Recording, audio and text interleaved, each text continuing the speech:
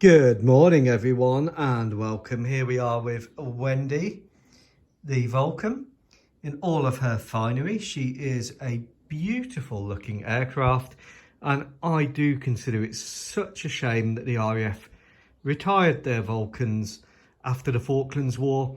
I think they would have made a great long-range standoff bomber with almost strategic capability, a great aircraft for a great Air Force. However, they've retired them. Now, Wendy has got the GBU 15s, a Cerebus ECM pod, and she's got an Altis laser designator pod on the other side, which is a French pod. There it is. That's from a Mirage 2000. Another GBU 15, and of course she can hold bombs internally. A great aircraft, like I said. Malagasy What If Air Force weren't as silly and kept their Vulcans and still fly them today. Along with the Hustlers, great aircraft, and I've got a Gulf War Hustler to do. Now, the Gulf War collection was never intended as a major collection for me. It kind of grew as a tangent, and it's still unfinished. We've got a special hobby Casa 212-100 still to paint. I'm going to be painting that in dark earth and sand colours.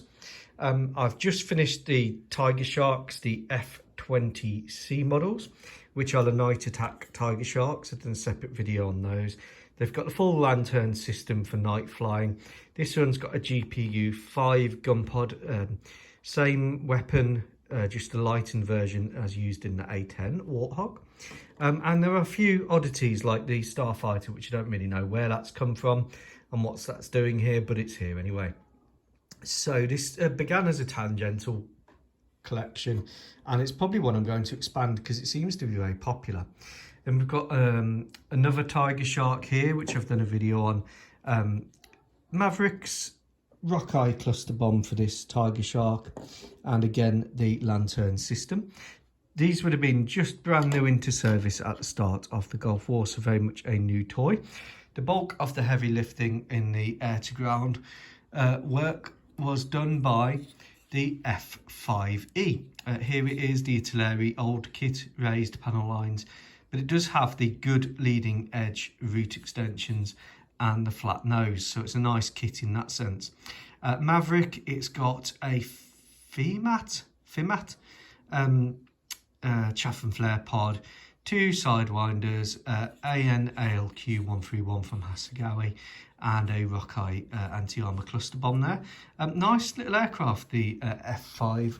The Malagasy What If Forces made huge use of them, a bit like the Jaguar to the RAF.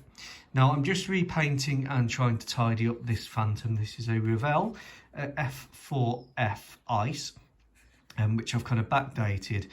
This is in the Humble 250 paint scheme, which blends in really well with the US Armour Sand, which I've done the Vulcan in, which I think is the right colour, FS30279, I think it is by memory. I'll look that up later, but a nice colour. So the F4E Phantom, a massively important aircraft to the Malagasy Armed Forces in this period. Got 2 Sparrows underneath, AN ALQ 131 jamming pod at the front. It's got a laser designator there, a PAVE spike, a couple of sidewinders, and of course the ubiquitous alarm. Now, aircraft in the Gulf War for the RAF and Malagasy Armed Forces didn't carry a lot of stencils. It was a hasty repaint into this scheme from the Malagasy two-tone sand and dark green, and quite frankly they had more important things, and if you didn't know where bits were in the aircraft by this point, well, you probably shouldn't have been working on them. And this is a very early Buccaneer that I did. This is an Airfix one, and before super detailing sets and everything like that. Again, it's been repainted Humble 250. Got the PAVE spike pod there, and I've added some pods from a Tornado. We've got a Boz pod there. We've got the 1,000-pound laser guided bomb and a Storm Shadow ECM pod, and I think it's called the Sky Guardian, these underwing jamming pods. But there we go, very old Airfix Buccaneer. We've got a nice Chinook that I managed to get hold of, a CH-47. This, I think, is the Matchbox one. I brought this assembled and then I repainted it just in the Malagasy khaki, Tamiya khaki drab. And there it is with a searchlight underneath. And moving on to the final pieces, we've got a die-cast UH1 AB412 this is. So this is a AB412 die-cast, nice little kit. Painted it khaki, I can't remember what it was before, but it does actually sit on its skids, this one. And these were the main utility pieces, and they were escorted, of course. And in the attack role, we have the AH1 F Cobra, the Sea Knight Cobra. Here I've done it with 2 toes on this side, the rocket pods, and 2 tow missiles on that side. This is the Hobby Boss kit. Nice little kit. I just painted it deserty colours. And that completes the current Gulf War collection. I do have the Gulf War Hustler to do, which I'll get done soon.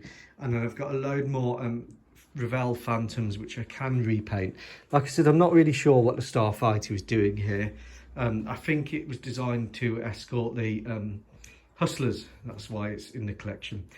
But yeah, I've got some more Revell Phantoms I can probably repaint. I think they do look better in this scheme. Let me know what you think, and let me know if you'd like to see this collection expanded. Take care, everyone. Goodbye.